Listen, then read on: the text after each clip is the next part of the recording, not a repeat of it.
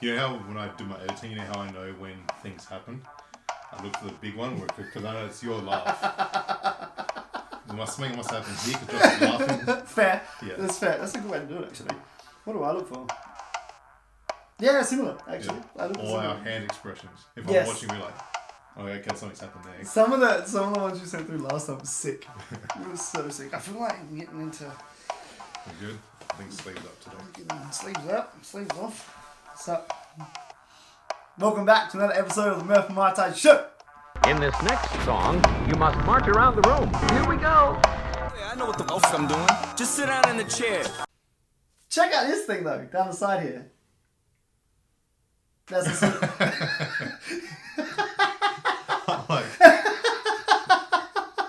I hope you're looking right at it. Like we're talking about the subscribe button, like just there. I reckon it's a bit higher. lower. Lower? I thought it was like at your like. I thought it was like here. I think it's like no, that's the other one. That's at the end of the show. No, the one at the end of the show is like there. I mean, the one in the middle show is like, it's like left Here-ish. breast. I reckon it's around there-ish. If you see that, hit that button because it means a lot to us because we get to check different stats. We can tailor our, look at me, Trump. You can tailor our plan for you guys when we do this shit. Yeah, get some subscribers happening. Come on. I'm doing my best, man. I'm doing my best. I'm like talking, like walk down the street, chat to people, hey, heard of Murph Mitise Show? What the hell is that? I was like, here's the link, check it out. Go Subscribe. So we've got like 5 in the last 2 weeks. It's been good. We're getting there. It's been good. But yeah, check it out. No, that's What's been happening? I'm starting like this again. What's been happening? Start like this again. Yeah. It's been again. It's a good week. Another good week. Uni's still happening. So still plugging away at that, doing the last few assignments before the change up of the end of semester for one topic, but continues on with the rest of the topics. What do you mean? I'm not going to go into it too much because it's a boring story, but because of COVID, things got screwed up last semester. Yep. So some of last semester's topics have continued at the end of this semester. Okay. Because this topic started last semester. It's all a bit of all over the place. But yeah, so finishing off some things, starting other new ones. And when does that end? all of this degree ends on somewhere in November, early November. It's exciting. And I'm going to have a beer. You just one beer? Maybe a few. I'm looking forward to that. You be qualified sports scientist? Exercise scientist. Exercise scientist? Yes. Qualified? Yes. Hey, look at you go. Yes. Just at the moment, I'm in the midst of looking at what masters I want to do. Mm-hmm. That'll be the beginning of next year. Run through. Talk about it. So there's a few options. Mm-hmm. Obviously, there's lots of options. Master of Physio was one thing I was looking into, but I'm probably not going to because I don't think I want to be a physio that badly. Nothing against physios, fantastic people and profession, but I just don't think I want to be one that badly because there's just a lot to do and it's not my passion. It's not your passion. Not my passion by any means. Others are, there's a master in sports rehabilitation. Mm-hmm. Which different to physio? It is, or it would be, because otherwise it'd be called physio. So yeah, but like how? Different. I don't know how. I'm not too sure. I'm not too sure if it's like there's no diagnosis, but there is the rehabilitation side of it, so exercise prescription, which would then just be a strength coach, a good one. Well, but so I've got to look. That's one thing I've got to look into these few things. So there's that one. There's an S&C masters, which. Yeah, that's right. Was that would be the first thing? Well, no. Okay. Because, so we'll put it this way, the people I've spoken to about this, so some of the top guys around the place have all said the same sort of thing. They said, look, considering what you do already and the level you've done it at, to go into a master of physio, a master of S&C, you're not really going to learn a lot more about S&C. What are you going to learn about? Well, stuff I've already done, or stuff I already know. Which is really cool. That the experience that you've got and what you've done covers kind of equates to masters already. Yes, but it doesn't. You have a piece of paper. Yes, that piece of paper. So they basically said, look, if you're going to do a master's, you might as well go learn something new. Fair. So go do something that's going to teach you something and give you something else, rather than just going for the sake of spending money and doing time. But you get a piece of paper. Yeah. So I'm going to get a piece of paper either way, so I might as well learn something different. Yeah, can you use something different in the field you want to get into? Yes. Okay. Yeah. So if I did something like sports rehab, Yep. then it gives me another little pocket of information, of knowledge. Whereas if I did S&C, I'm still just an S&C. Not just an S&C, I'm still a fantastic S&C.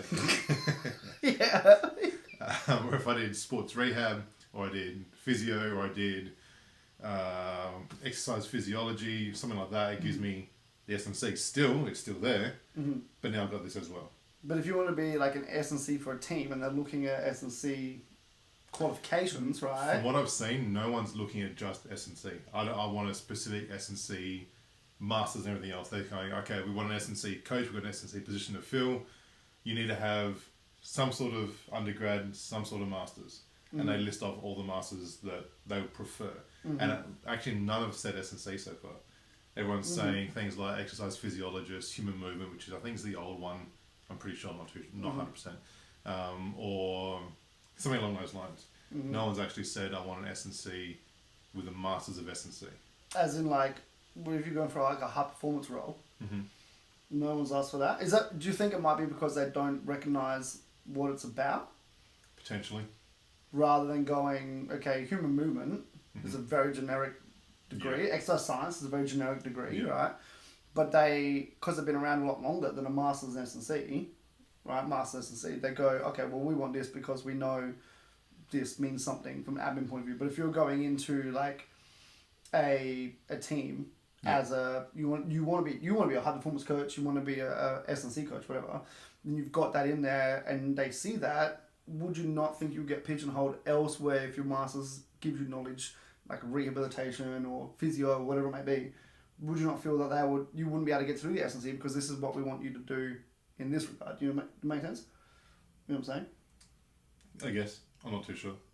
Yeah, well, it's just Something to think about. Something to think about. Something to think about. As in, like, what I'm saying is, like, get ahead of the curve. Yeah, yeah. You know, if you want to be a high performance coach, then you get a master's in S&C now. And they've already got a master's in strength and conditioning. And so when, you know, a year or two's time and people go, well, teams go, this is what we're looking for, you've already got it. Yeah, yeah. You know, otherwise you might do sports rehab or you might do physio. And they go, we actually want someone who's got a background in conditioning, a background in strength training. But don't already have that. You have the experience, but remember we were talking about the paper. The reason you did your degree was to get the paper. People want paper. People want paper, right? That's a good one, I like that one. No. But yeah, but you know what I'm thinking? Like, if you're thinking ahead. Yeah, yeah. So, I mean, again, these are the things, and that's something else to think about now. So these are the things I'm thinking about. I've probably got another 2 or 3 weeks, maybe even a little bit longer to decide. Then start applying, and that's all fun and games, and yeah.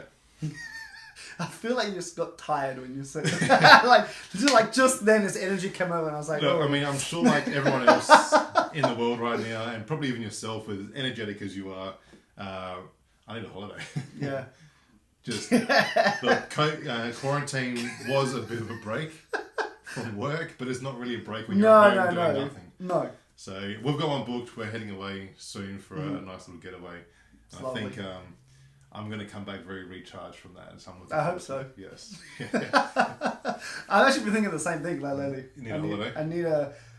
I wouldn't call it a holiday. I call it a getaway because I need to get away. Yes, that's exactly right. Like mentally, yeah, like you said, the shutdown, but it was different. Yeah. It was a very different kind of... It was a physical rest, but it wasn't that mental rest Yeah. that you actually really need. Was I just want to be like away from Adelaide. Yeah.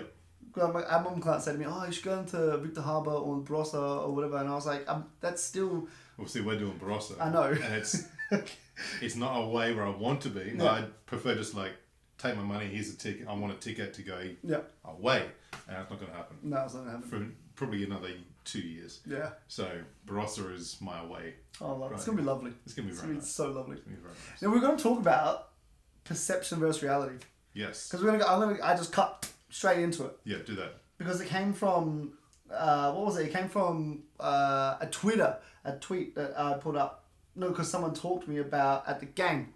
That's where it came from. Then went to Twitter. Well, I messaged you on the weekend after the game Blue Eagles because I was talking to one of the guys that plays for another team who was playing for the team White City last year that I worked with. So he was playing for White City.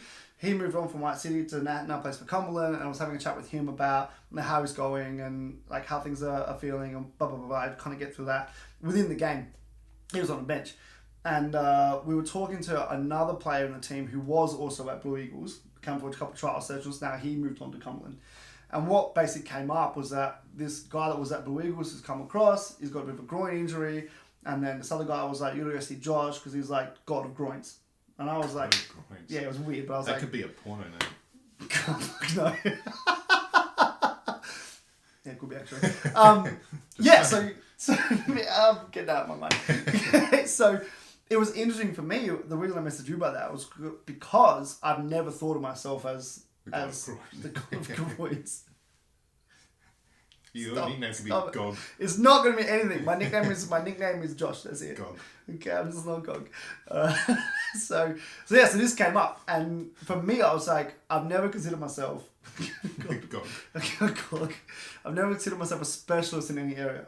Yeah. I consider myself an expert at a range of areas, being S&C, movement efficiency, functional capacity. Mm-hmm. But I don't see myself as going, okay, I only work on groins, I only work on knees and ACLs and whatever. And so to have this come through from this player, I was like, oh, that's interesting. We did a lot of groin prevention work last year. And we're doing it this year with the boys as well. But it wasn't specifically for that. Like we do a bit of groin, we do hamstring, we do calf, we do ankle. But it's all encompassed within the program itself. Mm-hmm. So it's not a specific thing. And so when that came up, I was like, oh, that's super interesting. And so I put that out on Twitter. Do you think it could be because of the fact that they've been with another coach and they've just gone, here's a program, do this, do this, do this. And they've come to you and you've gone, here's a program. This is why we're doing this exercise. I want you to do this exercise. And you've mentioned groin in there somewhere, injury prevention for the groin. This is what it's going to be. And they've gone, yeah. Oh, okay, cool. Potentially. And it was, as you said, you don't focus on groin work or hamstring work or hip work. Specifically, you do a holistic approach to everything. But they've gone, he's actually focused on something they've never focused on before. Yeah. Must be the GOG. Must have been God, right? Anyway, yes. It could have been that. This is going to stick. Fuck you. It could have been that. It could have been that. And so that was interesting to me. Yeah. What I think about what I'm doing. What I tend to perceive, how I imagine myself being perceived by others, all right? It feels like, oh, maybe that's not actually what's coming through. And what they're taking on board is more the specifics on what I'm doing. Mm-hmm. Because I provide information, because every week we're doing exercises that they feel here or that they feel there that are weak, and now they're not as weak. They realize that they weren't getting the injuries or the niggles they were getting the year before, or that they might be getting now, and it's come from there. So that's why I messaged you. I thought it's very interesting because I haven't done it for a while with my clients, and said to them, like, what do you think? Like, how do you think of me? In regards to what do you think I'm good at, what do you think I'm bad at, what do you think I need to work on, and then the overall, how do you perceive my professional approach to what we're doing? And it was interesting to me in that regard. So I was like, check out, because the perception of what you're putting out and perception of how you think about yourself is very different, or could be very different to what people think of you. And so that was really interesting for me, because I've had a few people say to me, you're an ACL specialist. I'm not an ACL specialist. I'm like a functional capacity. I'll make sure you move better. It just happens. It just happens as part of that. Your knees are working better. Your ankles are working better. And then the groins are part of that. The calves are part of that, which we'll segue into some stuff a bit later.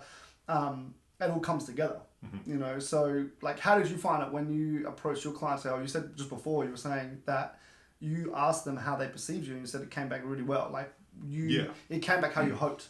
Yeah, exactly. And the reason I say that is because it came back what I wanted it to come back as. Yep. So I guess it wasn't a huge surprise to me. Like, it was very good, and I was humbled by what they said about me, which is great. But it's what I expected to hear, what I wanted to hear. Mm-hmm. Things like I'm able to adapt to different clientele, and that's on like a mental, emotional level. I can get emotional. I'm able to adapt based on what they need. Mm-hmm. Exercise prescription wise, depending on how they come in. I've come in with a little niggle. Okay, we do this instead. Mm-hmm. They're very happy with like exercise prescription stuff. Basically adaptation, and this is a word I use a lot, and I like it. Assimilation. assimilation to the environment, assimilation to the person, assimilation to the needs of the person, all that sort of stuff. So that's pretty much the main message I got back from it was, this is why we came to you, because I'm a professional, because of my experience, because of who I am. This is why you stayed with you, because of you've always been able to make sure technique was another big one. You know, you don't let me do bad technique. That's one thing I really wanted to hear is, you know, you make sure everything's always right. You don't let me get sloppy, all that sort of stuff. And that was fantastic because I hate bad technique. It drives me nuts. As I know. Yes. So it was good to hear all those sort of things come back from people. One person had to push my buttons.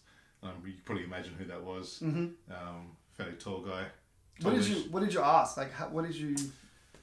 was it like a text message? I sent 3 questions through. It said just answer one of them, whatever one best suits you. Obviously, you get them asked too much, they're like, oh, it's too difficult. Jesus. So just, here's 3, choose one, reply back. And this one guy is like, yeah, you do a really good pump class. Because he knows that pisses me off because should I say I don't like... Say it. I don't like pump. So, because he knows I don't like it, he told me I do a good pump class. He took it back real quick and gave me the proper answer. But yeah, no, it was good. It was good to see that I am on the right track with how I treat my clients. Yeah.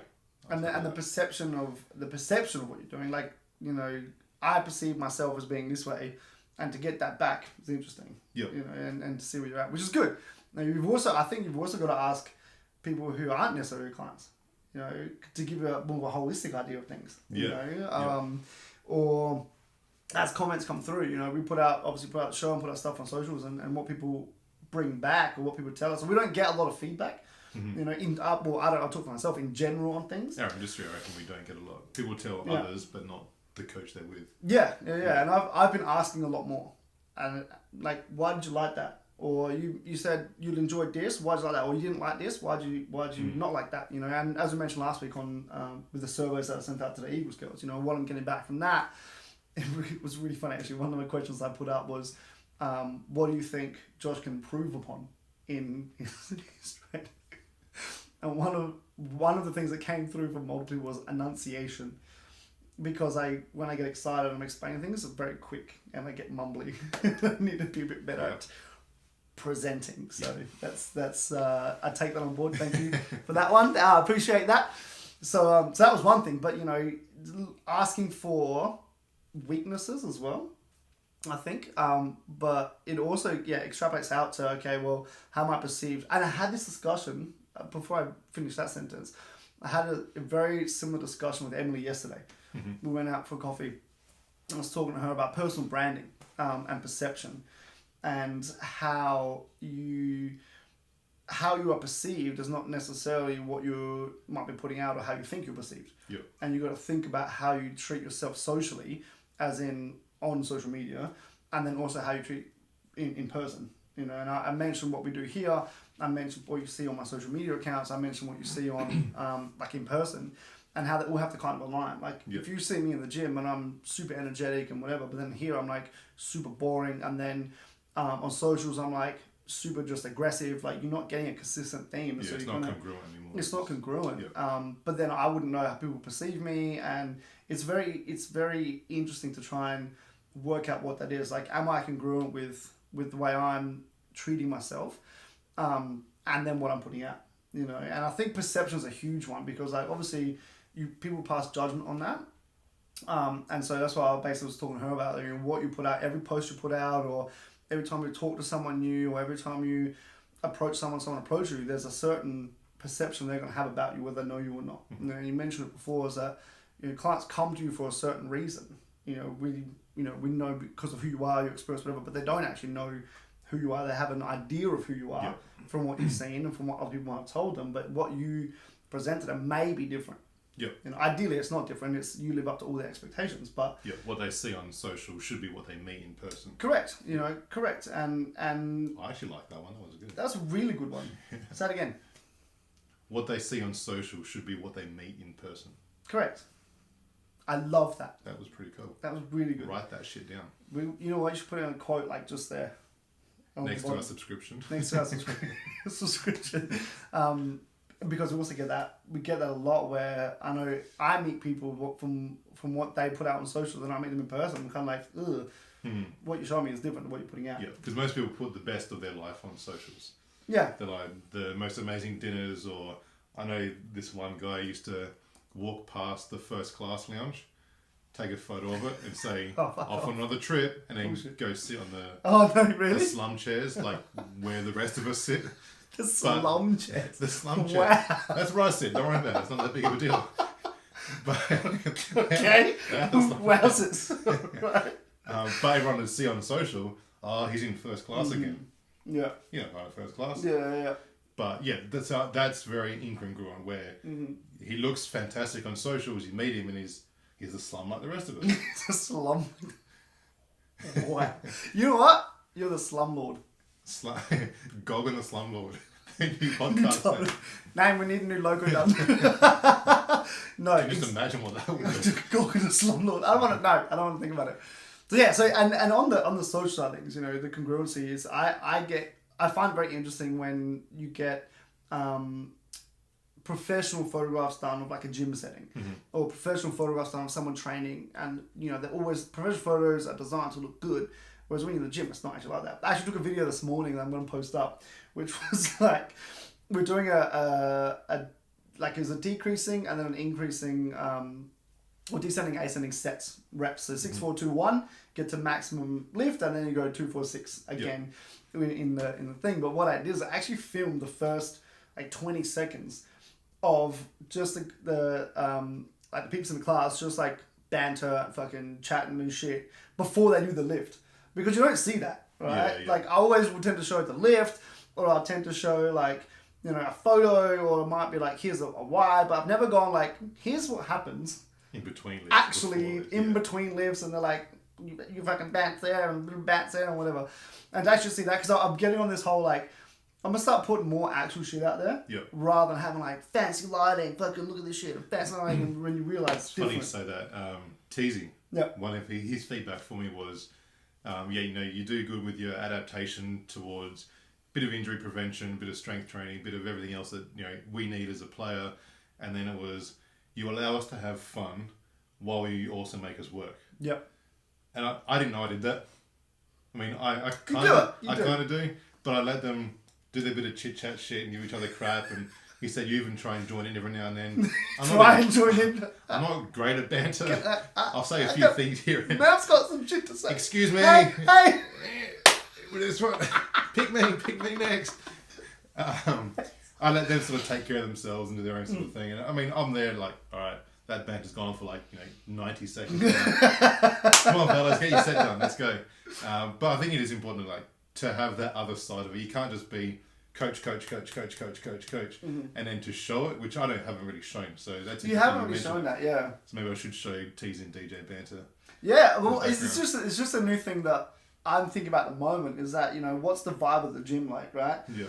And so I can show you exercises, and I can show you, you know, also doing a offset like deadlifts and things like this, right? Which was the last one I put up, right? I can show you these things, and that's cool. That's a good little trick camera. You like that, right? Yeah, so I can show you these things, but you don't actually get the vibe of what's happening. Because we do talk a bit of shit in the gym, don't we? So much. Like, it's not a serious place. It's like, we get serious work done, but it's not a serious place. Yeah. Especially when I'm got my back turned to you and I'm talking to someone, or so I turn around and you're wrestling 3 girls on the ground. It hasn't happened for a while. Shout out. God. Okay. Alright. But yeah, you know, and it was interesting, you know, the different perceptions you get. Yeah. You know, and so in order to provide people the full spectrum of what you offer, or what like the gym is like, or what your training is like, you want to try and give a little bit more as well. This is the vibe I'm on at the moment. And so since the conversation that I had with David, the athlete, about, you know, being specific to groins, you know, I put it out there on Twitter, and I was like, oh, you know, I love, you know, got called this today, kind of okay with it. And then I was just like, you know, strengthening and risk reductions greater than rehab, blah, blah, blah, tying it back in. And then I had another couple of my clients put some stuff up about some of the drills I gave them. You know, and so they're taking this up on board, which I was like, this is cool. You know, this is cool. So, you know, more on that. And how you're perceived outwardly and then what you think internally. Because a lot of times I'm very self-critical. Yep. You'll never notice it, right? But I'm always thinking about, okay, what have I done? What could I do better? What wasn't done well? How can I change that next time? You know, I think back to sessions, like I did this with so-and-so, could I have done something better? Could I have done something different? You know, all this kind of stuff comes through. You know, but I still want to put out the quality, and I still want to put out and be perceived as like I know what I'm doing, which most of the time I know what I'm doing. But that self-critic comes through a lot more, and when you hear it back, oh no, we think you're like this, and we think you're good at that, and you do this, without having to ask, and it's just put forward. It's very interesting to me. Yeah. Cool. Do you think you'll change anything, or you'll run with it more, or? No, I don't think I'll. What are you going to do with that feedback? I think, like, for me, I was like, oh, cool. Like, if this is what's being perceived, you know, I can put some more stuff out on that. You know, if there's a perception that, I take it two ways. So if there's a perception I'm a specialist in this stuff, I can put out more stuff on that. Here's what I'm doing, or why, because they might not be getting it from elsewhere. Yep. From that kind of view, but that also take it in a way like, okay, cool. They think this, but maybe I need to put out some other stuff, so a bit more broad spectrum as well. You know, how we don't do exercises just for specific issues. You know, unless it's like a rehab base or you've got that, you do want to go to specific exercises. Yeah, if someone comes to you with a pathology of correct ankle, you're gonna focus on the ankle. Squat. Yeah. You know what I mean? Yeah. So and that's the thing where, you know, I don't necessarily, and I would never necessarily see myself as a specialist, but if I've got information that people like and are seeing come through, then we'll put more of it out there. You know, segue? That's what I was thinking. Sick. Well, so we put out on the gram the other day about questions people would like to ask us. Like viewer questions. What do you want to see us talk about? What do you hear us talk about? And it was really interesting. There's one major topic that came through, which we can do in another episode because we're probably close to time at the moment, but was about the mental side of injury or returning from injury. Yep. Which I think is a huge one. You know, we won't be able to cover that in sort of 5-10 minutes.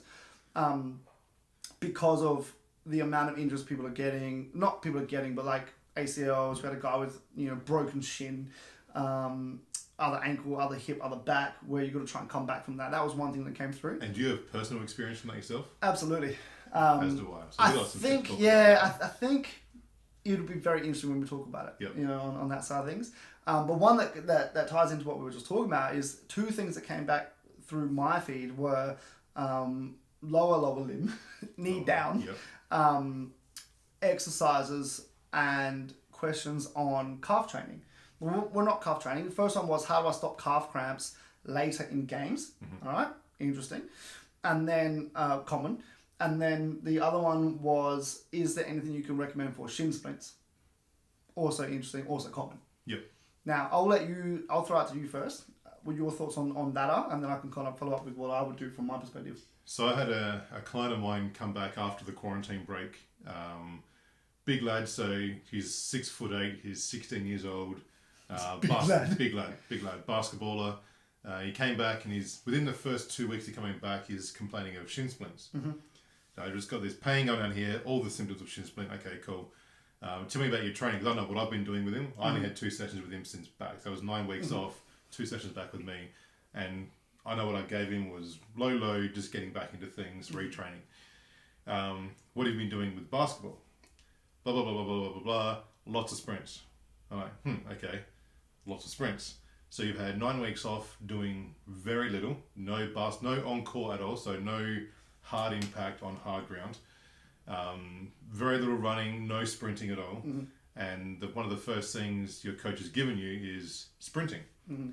On a hard court, big boy as well, so lots of impact going through all the joints. Load management. That's what that was. There was a lack of load management. Yep.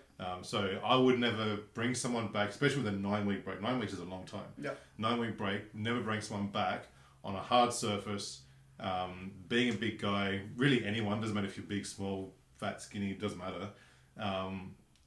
Doing sprinting straight away. Mm-hmm. You need to progress into that sort of thing. Like that common saying, you got to walk before you run, crawl before you run, whatever it might be. There's a saying that says something like that. There is. There is. You can't just go straight into the top end of sprinting, basically because the joints aren't ready for it, the tendons and ligaments aren't ready for it, the musculature isn't ready for it, and something's going to go broke, and it's going to tell you in some sort of way. Typically for us, it's pain. Yep.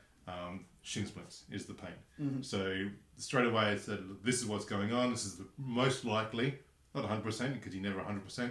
Most likely, this is the reason why you've gone through this. These are suggestions I make. It's all about player load management.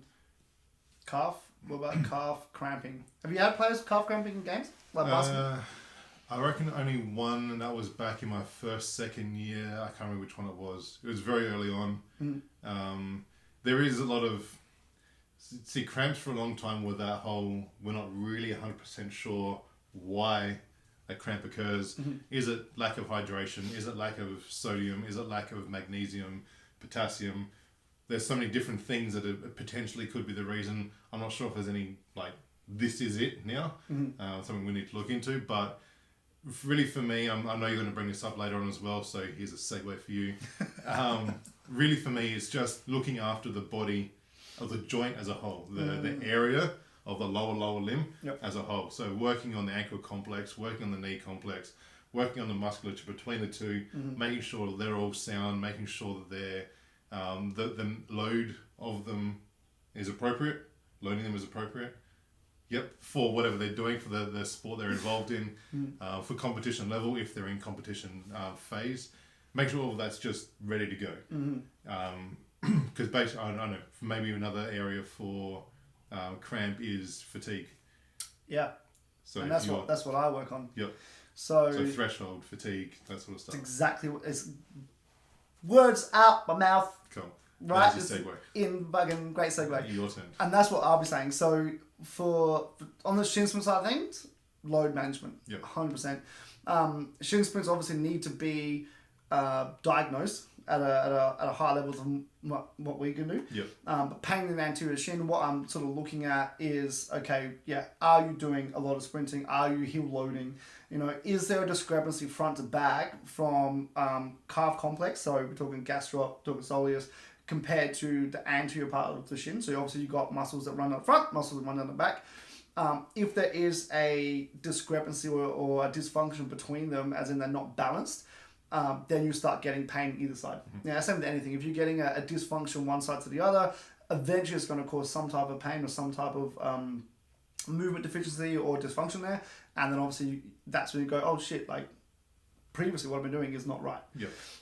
So for me, in regards to that, as we mentioned before, I don't tend to do things specifically for, here's what we're going to do to prevent shin splints. Here's what we're going to do to prevent a shin splint program.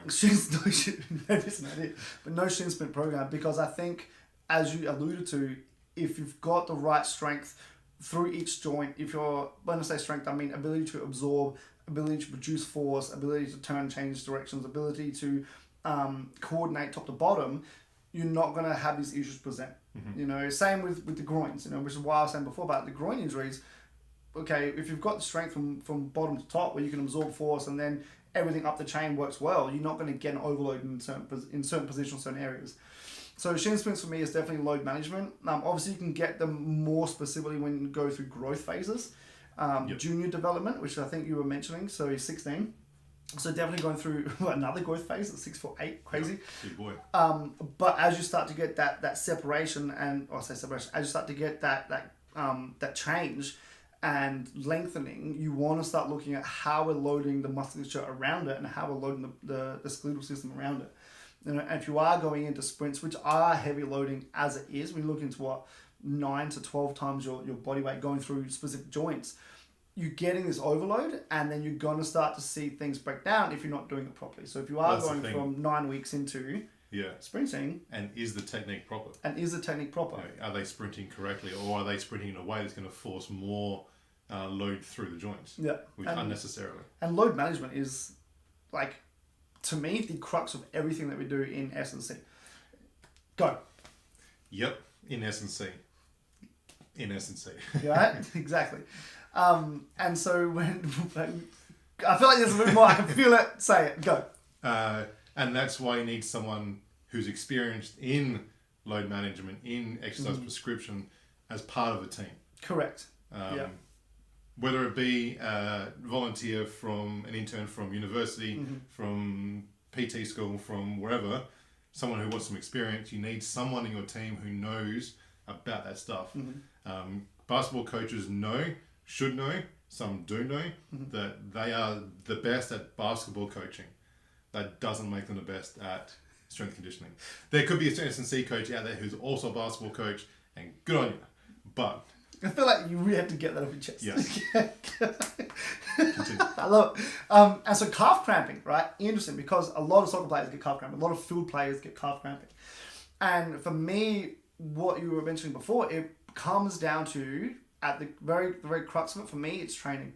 It's training the calf complex, the ankle, calf, knee, hip kind of like area. all lower bodies. All lower body stuff. Obviously that extends upwards, but for me in particular, it's like the ability of the foot to absorb load and then shunt that load up the body and the body to be able to absorb that. So calf cramping for me is about the threshold at which the calf or the fast twitch muscle fibers start to fatigue too much that they don't know what the hell they're doing. Right? This kind of happens, right? I'm using that sound a lot lately, and I've got to get it out of my head. So for calf cramping late in games, your body's fatigued, you've been sprinting, you've been on it the whole game. So we're looking at 90 minutes, right? And you've played a full game. You're fatigued to a point now where the overload of, say, sodium and magnesium and whatnot, those levels that may be up are gone, right? Which is where the idea comes from. Well, maybe you're not having enough sodium, maybe not having potassium, but maybe the fast twitch muscle fibers within the calf itself are not able to continue contracting at the rate you wish them to. They're not conditioned, right? And so then what you need to be doing for training this is doing a lot of sprinting, number one, all right, because that's what you're doing. Doing a lot of eccentric calf work to make sure the calf is strong at length, but then also applying that into repetitive jumps.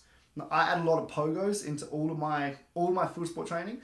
A lot of sprinting and a lot of like explosive work where you are getting the feet sort of off the ground, loading the calf, like repetitively under load, in order to condition the body to be able to produce the force required and to be able to maintain the base levels of ability throughout the game. You know, so if you think about it as a striker, strikers will cover anywhere from 9 to 11 kilometers in a game, right? Soccer game. And you can actually break that down to between 9,000 and 11,000 steps, right? At speed, you're looking at usually about 700 meters, all right? At sprint pace, right? So 700 meters, you know, times that, divide that out, you're looking at maybe what? 700, 600, 500 steps, you know, at high load, right? So you can mimic 500 reps of high load in a training session or over a training week. You know, whether you're doing, like I said, pogos, you might do 10 to 20 pogos at a time, and you do that 5 or 6 times, and you do that a couple of times a week. You already got those reps up. Yep. You know, and so now you're already conditioning your calf, ankle, knee complex to be able to absorb that load, and so then you get better, and then you add a little bit more, you get better, you add a little bit more, and then all of a sudden, now you're not cramping as much because at fatigue, your fatigue threshold is a lot higher. Yep. And you're not going to get this like, holy shit, we don't know what we're doing. Bang, cramp up, I'm out now. I can do a little bit more, I'm out now, and then you're out the game. Ideally, your fatigue threshold in training should be higher than that of the game. Ideally, absolutely. And that's training load as well. That's not on like, you're not going to do 500 reps in one session. Yeah. You know, you're gonna build that out. And so these are things that I will take into account with my players. So it's very rare for me, I'm just thinking about the last couple of seasons, very rare for me to see any players of mine calf cramping on the field. Yep. You know, this season we've got a couple, and we can look at why that is, which will come out in a later episode. But basically, you want to be able to build that threshold up. Yep. You know, and that for me, that's the essence of cramping anywhere. Hamstring cramping, hamstring pulling, calf cramping. It's very rare to get a quad cramp, but these things are occurring because the fatigue threshold is too low. Yep. And as I said, it was only my first season or so that it happened. Yeah. After that, no more calf cramps. Boom! So hopefully that answers a couple of the viewer questions there. We will go to the next episode, we will go into the mental side of injuries, so I think that's going to be a good one. Okay, I've got some shit to say. My return from injury was probably a little bit different to what most people's was, but it's because I probably think a little bit differently. But I had a chat to one of my guys last night about his return, and his was the same as mine in regards to the philosophy of returning. And I think that's cool. Like, I didn't have I'm super depressed, I'm super down, like, you know, I had some periods of that, but it wasn't like the whole time. I thoroughly enjoyed my rehabilitation. it's weird. I think we've all got stories for that one. That Oh, could be a good episode. Yeah, so look out for that one coming soon. Hopefully that helps everything out. Going for a bit longer than we normally would, but hopefully you enjoyed that episode of the Murph and Mitise Show.